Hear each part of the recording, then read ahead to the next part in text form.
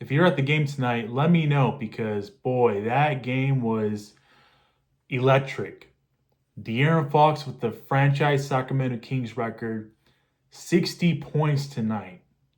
60 points tonight by De'Aaron Fox. You know how hard that is to do, to let alone score in the NBA? De'Aaron Fox had 60 points tonight. And guess what? The Sacramento Kings still lost this game in overtime against the Timberwolves. Final score 130 to 126. I feel for De'Aaron Fox. He gave it his all tonight. Very frustrating to see the Kings lose down the stretch. Just couldn't stop Anthony Edwards. And a couple possessions, Anthony Edwards stepped up defensively on Fox, made it tough on him, made him take a tough ass shot. And he, on the one possession, the last possession, he was guarding Fox. He forced Fox to a turnover. Got to give credit where it's due. As frustrating as this game was in the first half, and especially in that late third, fourth quarter, De'Aaron Fox put this team on his back and he carried them in that fourth quarter and in that overtime. Just a damn shame he just couldn't get a dub tonight to honor his 60-point nights. Really just a fun, exciting game in the fourth quarter. The Kings looked dead. They were down big time in this game. And the fact that Fox came back, and actually Fox brought him back single-handedly by himself. Really wanted the Kings win this game for Fox tonight, man. But damn, he went off tonight. 44 minutes, 60 points for Fox, 7 assists, 3 rebounds. Keegan Murray in 45 minutes, he had 14 points, 10 boards, 2 assists. Sabonis in 40 minutes, he had 23 points, 12 boards, 4 assists. Kevin Hurt in 31 minutes, he had 4 points, 4 assists, 6 rebounds. And Alex Len started for DeMar DeRozan tonight. DeMar DeRozan was ruled out due to a lower back tightness issue. He left the game early on for the previous game, and the Kings were hoping that he would give it a go and try to play tonight, but he was a no-go. He did not get cleared from medical staff. They wanted to be cautious, and hopefully he will be back soon on the court. So Alex Len weirdly got the start. In 9 minutes, he had 2 points, 1 rebound. Let's take a look at the bench. Trey Lyles in 41 minutes, he had 7 points, 8 boards, 1 assist. Keon Ellis in 23 minutes, he had 3 points, 5 rebounds, 1 assist.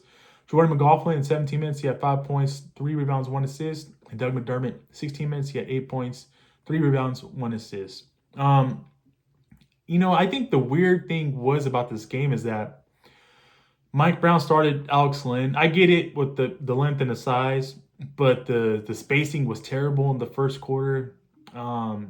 He played, 5 minutes in that first quarter, and then he didn't play the rest of the half. I felt like Trey Lyles should have started, if anything. Trey Lyles at least made it tough or made it rough on Julius Randle and made him work for his baskets. And then the second half, weirdly again, Alex Len starts out in the second half again. And that just led to a big Wolves lead. They just had the mismatch with Alex and Sabonis on the court, and it just wasn't working. No offense to Alex Len, I get why Mike Brown tried to give him a go and give that front line a go, but it just wasn't working. And I think that I'm glad they were able to adjust and make the change. I thought it was a little bit too late there because the game was a blowout. But luckily they made a change, and then De'Aaron Fox went crazy, and Trey Lyles was better suited to start in this game tonight, in my opinion. Knowing that Trey Lyles has been pretty bad, pretty terrible this season, despite his last 2 games, he's been pretty damn terrible this season so far. I felt like with DeMar DeRozan, with Malik Monk being out, you could have started Keon Ellis, but you already have Kevin Hurt starting as well. I felt like Trey Lyles would have been better suited starting and replaced for DeMar DeRozan instead of Alex Len tonight. So, with that being said, man, it was a fun, exciting game. The Kings looked really terrible there for a second, being down as many as 20 plus points. Just me mentally thinking in my head like, wow, this team is really ass without DeMar DeRozan tonight. And De'Aaron Fox must have heard me, or somebody from De'Aaron Fox's camp must have heard me or seen my tweet.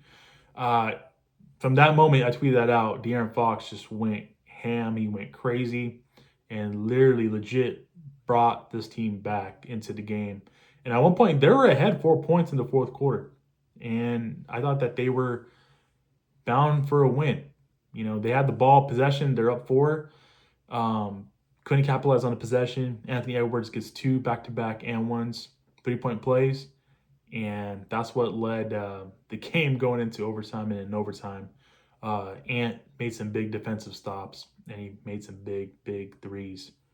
That was game, man. You know, that was game, unfortunately. So with that being said, if you guys were at the game tonight, I hope you guys had a blast, because seeing De'Aaron Fox, seeing somebody overall, just in general, and live in person, score 60 points in the game, that's unforgettable.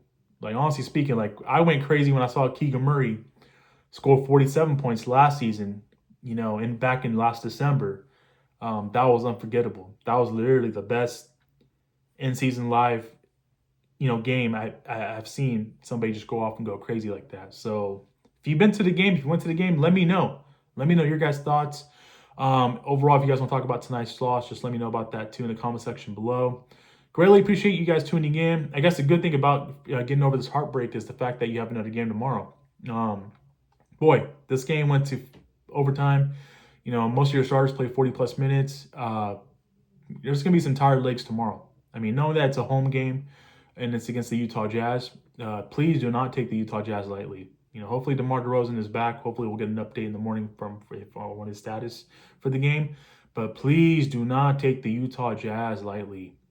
They've been playing hard. They came up with their impressive win the other night against the Dallas Mavericks.